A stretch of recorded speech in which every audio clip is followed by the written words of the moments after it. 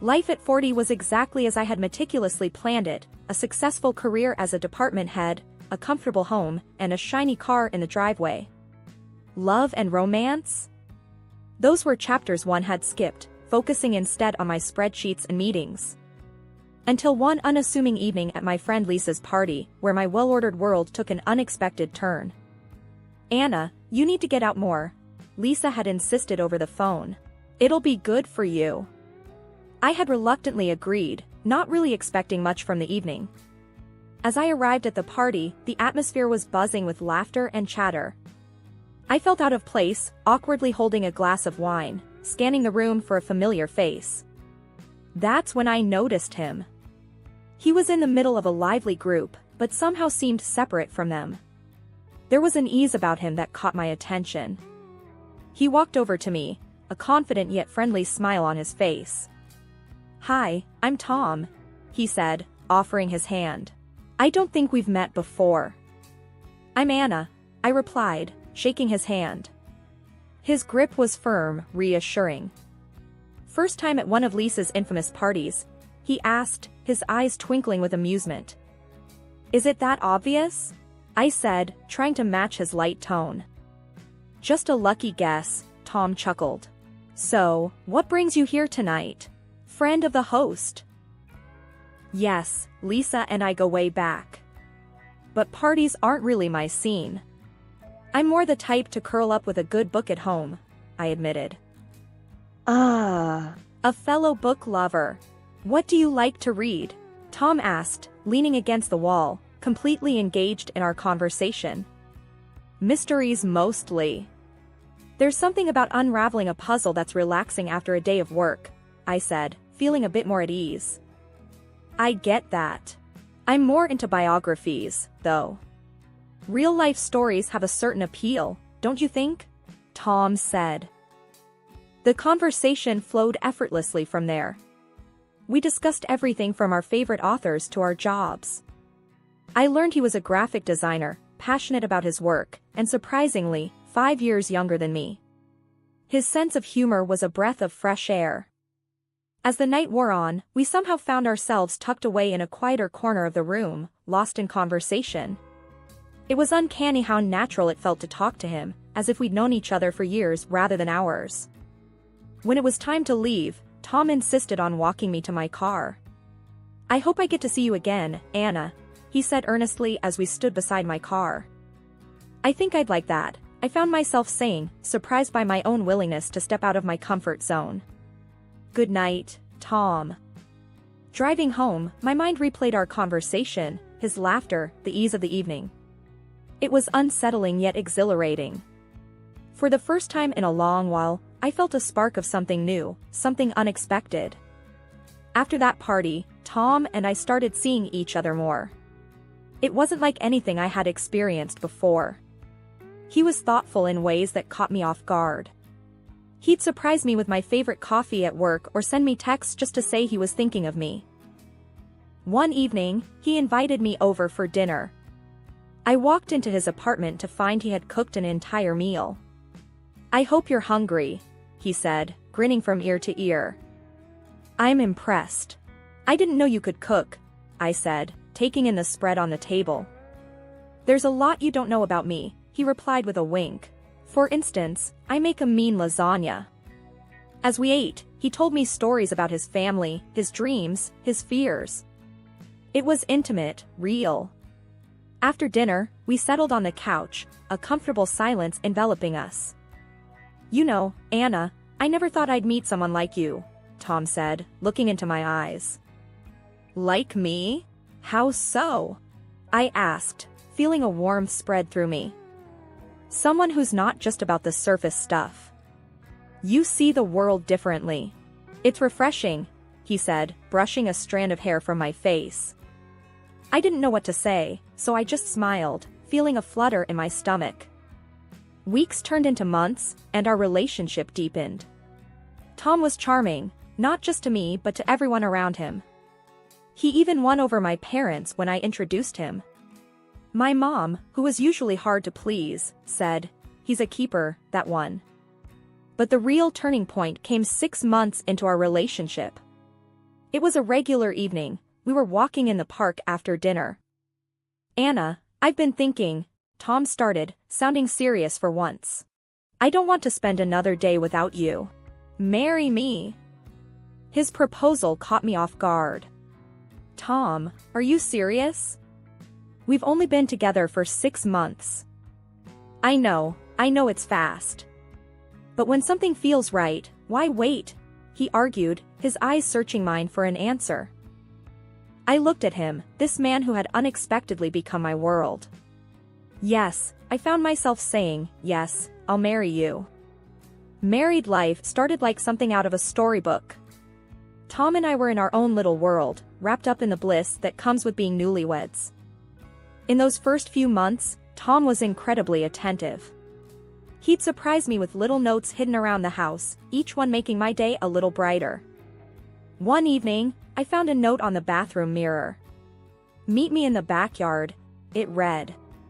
Curious, I made my way outside to find Tom had set up a makeshift projector. Movie night under the stars, he announced proudly. I couldn't help but laugh. You really go all out, don't you? Only the best for my wife, he replied with a wink. As we cuddled under a blanket watching an old classic, I remember thinking I had never been this happy. But it wasn't just the grand gestures. It was the small things too.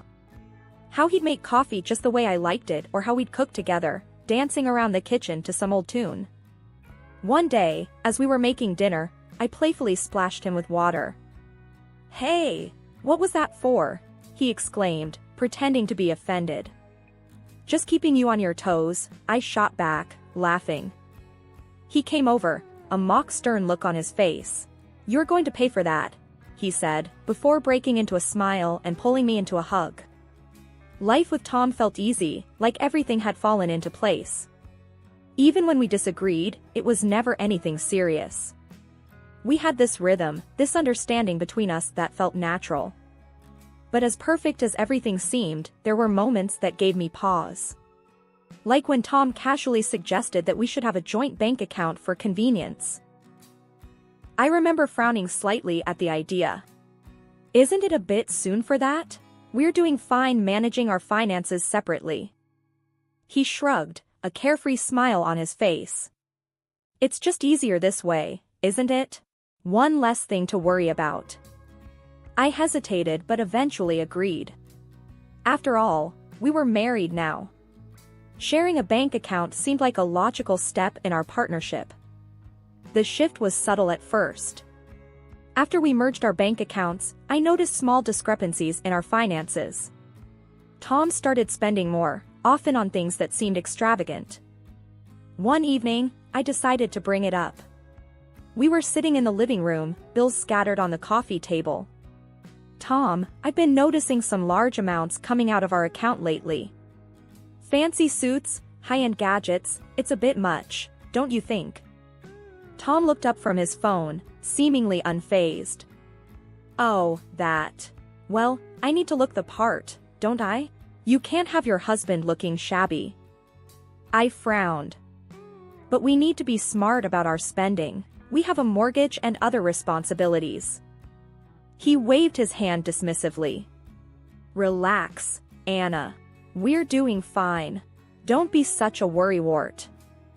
That conversation left a sour taste in my mouth. Tom's attitude towards money was so different from mine. I was used to saving, planning for the future, while he seemed to live in the moment, unconcerned about tomorrow. As weeks passed, Tom's behavior started to change in other ways too. He seemed less interested in spending time with me, often opting to go out with his friends instead. Then came the day when Tom dropped another bombshell. He came home early from work, a buoyant smile on his face. Guess what? I've decided to go part-time at work. I'll be working only till noon, he announced cheerfully as he raided the fridge. I stared at him, dumbfounded. Part-time? Why? We haven't discussed this. He shrugged, grabbing a beer. I figured since you're doing so well with your job, I could take it easy. Plus, I want to focus on my hobbies, maybe hit the gym more. I felt a surge of frustration. Tom, we're a team. Decisions like this should be made together. He looked at me, his expression one of annoyance. Why are you making a big deal out of this? It's not like we can't afford it. The conversation escalated from there, ending with Tom storming out of the room. I sat there, feeling a mix of anger and disbelief. It was around that time that I suggested maybe we should start thinking about having a child, hoping it would bring us closer. Tom's reaction, however, was far from what I expected. A child? Are you serious, Anna? I think you're a bit too old for that, he said bluntly, not even looking up from his phone. His words stung. I was taken aback by his insensitivity. Too old? That's a harsh thing to say, Tom. He shrugged. It's the truth. Besides, I'm not ready to be tied down with kids. I couldn't believe what I was hearing. This wasn't the Tom I married. He used to be considerate, loving. Now, he was turning into someone I hardly recognized. As the days turned into weeks, the distance between us grew. The man I fell in love with was fading away, replaced by someone who seemed to care only about himself. I started to feel more like an ATM than a wife, a provider rather than a partner. The changes in Tom were becoming more pronounced, and it felt like our marriage was on a slippery slope. His part-time job meant he was home more, but not in the way I had hoped. He spent most of his time at the gym or hanging out with friends, leaving me to handle the household chores. One evening, I came home exhausted from work, only to find the house in a mess. Tom was sprawled on the couch, scrolling through his phone. "You're home early," I commented, dropping my bag. He didn't look up. "Yeah." Gym was crowded. Decided to skip it. I sighed, looking around. "Tom, since you're home more, do you think you could help out with some of these chores?" He frowned, his tone defensive. "What? Now you want me to be a house husband? That's not my thing, Anna." I felt my patience wearing thin. It's not about being a house husband. It's about helping each other out. He shrugged, unmoved. "I don't know, Anna. I have other things to do." I bit back a sharper retort, feeling a growing sense of frustration and loneliness. It was like talking to a wall. He just didn't get it, or he didn't care. I couldn't tell which was worse. The situation worsened when I suggested he could use his free time for something productive, like taking care of the house or cooking. "Me? Cook? Come on, Anna, you know I'm no good in the kitchen." He laughed it off. "But you could learn. It would be helpful," I pressed, hoping he'd see reason. He scoffed.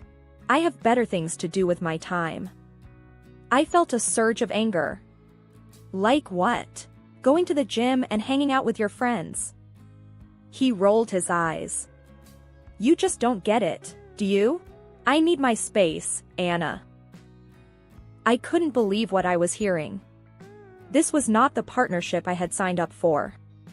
I was working full-time, managing the house, and now, apparently, I was expected to be okay, with his complete lack of contribution. The final straw came when I found out about his demands at home. One evening, I came home late from a particularly grueling day at work. "Hey, what's for dinner?" Tom asked as soon as I walked in. I was taken aback. "I just got home. I thought maybe you'd have something ready since you were home all day." He laughed, as if I had made a joke. "Me? Cook? Come on, Anna. That's your thing." I stood there, disbelief and anger swirling inside me. "My thing? What about teamwork, Tom? What about supporting each other?" He just shrugged, completely indifferent to my feelings. I went to bed that night feeling more alone than ever. The man I had married, the man I thought I knew, was becoming a stranger to me. Our conversations were now either superficial or arguments. The warmth and connection we once shared seemed like a distant memory.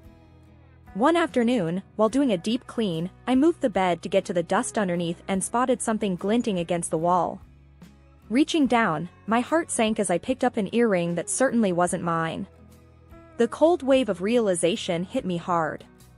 Sitting on the edge of the bed, I turned the earring over in my fingers, a storm of questions and fears swirling in my mind. When Tom returned home later, I confronted him directly. "Tom, I found this earring under our bed. It's not mine. Can you explain?" He glanced at the earring with a nervous laugh. "Where did that come from?" "Maybe it's from one of your friends." I knew none of my friends owned anything like this. "No, Tom. My friends haven't been over in ages. And they don't wear this style." He gave a casual shrug, but I could tell he was uneasy. "I don't know, Anna. Maybe it's yours and you forgot about it." I felt frustration building inside me. "I know what my jewelry looks like, Tom. This isn't mine." There was a tense silence. Finally, Tom sighed and admitted, "Okay, it probably belongs to a friend of mine." "A friend?" My voice trembled with a mix of disbelief and hurt. "Yeah, she must have dropped it when she was here," he said, avoiding my gaze. The room seemed to spin as I processed his words. "When she was here? In our house? In our bedroom?" He gave a half-hearted defense. "It's not a big deal, Anna. It was just a visit." I was incensed. "Just a visit? You brought another woman into our home, our bedroom? That's a big deal, Tom." He tried to downplay it, but I could see right through his act. "You're overreacting, Anna. It was nothing." The conversation escalated from there, ending with Tom storming out and me left alone, feeling a deep sense of betrayal. That night, as I lay in bed, Tom's admission replayed in my mind. I realized that my marriage had hit a point of no return. I couldn't just brush this under the rug. I needed to know the extent of Tom's betrayal, to understand what I was dealing with. The next day, I picked up the phone and dialed an old friend. He was someone I had known for years, someone discreet and skilled in handling sensitive situations. "Hey, it's Anna. I need a favor, something personal. I need to know what's really going on when I'm not around. Can you help?" There was a brief pause on the other end. "Of course, Anna. I know just how to handle this. Let's meet and discuss the details." Then came the incident that broke the camel's back. My father had an accident and needed a wheelchair. I found a state-of-the-art model that would give him some independence, but it was expensive. I didn't hesitate, though. This was my dad, and he deserved the best. I was discussing it on the phone with my mom when Tom walked in. "What's that about a wheelchair?" he asked, a curious look on his face. I hung up and turned to him. "My dad had an accident. I'm buying him a modern wheelchair to help him get around." He raised his eyebrows. "Sounds expensive. How much?" I told him the amount, and his reaction was shocking. "Are you crazy? That's a lot of money, Anna." I was taken aback. "It's for my dad, Tom. He needs it." He scoffed. "Your dad's old, Anna. Why waste so much money on a wheelchair? You should be saving that for us, for our future." I felt a surge of anger. "It's my money, Tom. And it's for my dad. I'm not going to skimp on something he needs." Tom's face turned red. "Your money? What about our money? You know what you should be buying instead? That motorcycle I've been looking at. That's a better investment than some old man's wheelchair." I couldn't believe my ears. "A motorcycle? You think a motorcycle is more important than my injured father?" He shrugged. "Yeah, I do. I work hard. I deserve it." I shook my head in disbelief. "You barely work, Tom. And even if you did, my father's needs come before your wants." He got in my face, his voice raised. "You're being selfish, Anna. All you care about is your family. What about me? What about what I want?" I stood my ground. "This isn't about you, Tom. This is about my father needing help, and I'm going to give it to him, whether you like it or not." Tom laughed mockingly. "You know what, Anna? I married you for your money. You're just an old, ugly woman who I thought would be easy to control. But I see now you're just a fool. If you don't buy me that motorcycle, I'll divorce you. And good luck getting married again at your age. Let's see who'd want you after me." I felt a surge of anger mixed with determination. Reaching into the drawer of the coffee table, I pulled out a folder and slammed it onto the table. "These are pictures from a private detective, Tom. They show exactly what you've been up to when I'm not around," I said, my voice steady despite the turmoil inside. His smirk faltered as he flipped through the photos, his face turning pale. The images were undeniable proof of his infidelity, his betrayal laid bare for him to see. "And this," I continued, pulling out another set of documents, "is our divorce paperwork. I'm done, Tom. I'm done being disrespected, lied to, and used." He looked up from the photos, his earlier bravado gone. "Anna, please, we can talk about this. I didn't mean those things I said." But it was too late. I had seen the truth behind the man I married, and there was no going back. "I've made my decision, Tom. It's over," I said firmly. As he left the house that day, the folder and divorce papers in his hands, I felt a profound sense of relief mixed with sorrow. It was the end of a painful chapter in my life, but also the beginning of a new, albeit uncertain, journey. The divorce proceedings were nothing short of a roller coaster. Tom, in a desperate attempt to salvage what he could, demanded alimony, citing the stark difference between our salaries. His audacity knew no bounds, and the trial turned into a battleground of accusations and legal maneuvers. I sat in the courtroom, my lawyer by my side, clutching the folder that held all the evidence of Tom's infidelity and betrayal. As his demands for alimony echoed through the room, I felt a mix of disbelief and determination. This was the man I had loved, and now he was trying to exploit me one last time. When it was my turn, I presented everything: the photographs from the private detective, bank statements showing his extravagant spending, and testimonies about his lifestyle. The evidence was overwhelming, painting a clear picture of a man who had taken advantage of my trust and love for his own gain. The judge listened intently, flipping through the evidence, his expression unreadable. After what seemed like an eternity, he finally spoke. The court ruled in my favor. Tom's claims for alimony were dismissed, and the divorce was granted on my terms. I remember exhaling a breath I didn't realize I was holding, a weight lifting off my shoulders. It was over. The legal ties that bound me to Tom were severed, and I was free. In the aftermath of the trial, life slowly started to return to a new kind of normal. I focused on rebuilding myself, reconnecting with the parts of me that had been lost in the shadows of my marriage. One day, as I was having coffee with a friend, she mentioned Tom. "Have you heard about your ex? He's in deep trouble. Debt's piling up, and I heard he's even hiding from some angry husbands." I sipped my coffee, feeling a sense of closure. Really? Can't say I'm surprised. He made his bed, now he has to lie in it. The conversation moved on, but a part of me felt a sense of vindication. Tom's actions had finally caught up with him. It was a harsh reality, but one he had brought upon himself. As I walked home that day, the sun setting in the distance, I felt lighter. The chapter of my life that was Tom was closed, a bittersweet ending to a story that had started with so much promise.